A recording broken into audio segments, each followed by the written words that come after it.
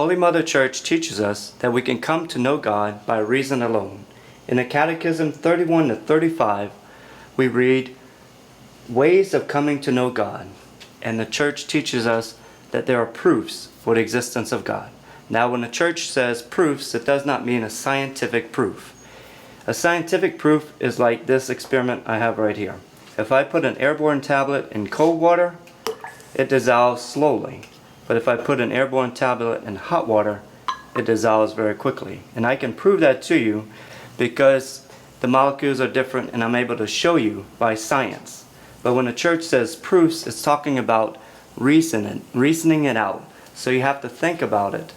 So proofs, you start from the very end and work your way back. For example, we look at change. There's a change taking place. Everything in our lives is changing, constantly changing.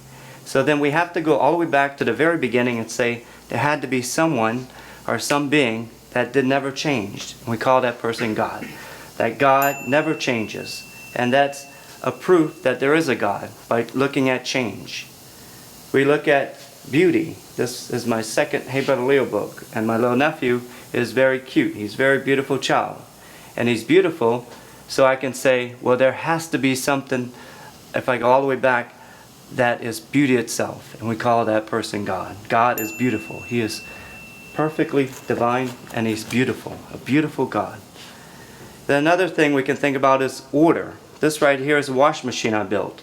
Now, I'm intellectual, so I was able to take a lot of junk and make it all together and put it together and make it into a washing machine that works. If we look around us, everything is working beautifully. It all works together, and we call that order. So if we go back to the very beginning, all the way back to the very beginning of everything, we have to say there had to be an intellectual being that put order into this whole world. He created everything out of nothing, and so there's order.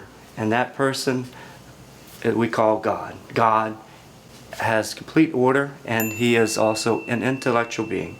And He's able to teach us everything we need to know. And the Church says we can know all these things by reason alone, just by our thinking. So in these paragraphs, you can go deeper into understanding how the Church teaches us. We can learn it by faith, by reason alone, not by faith, by reason alone, just by our thinking it through. So I hope you have fun learning about the proofs of the existence of God. And there's many more, so don't be shy. Just delve into them and have fun with all the different proofs of the existence of God so that you can teach others about God.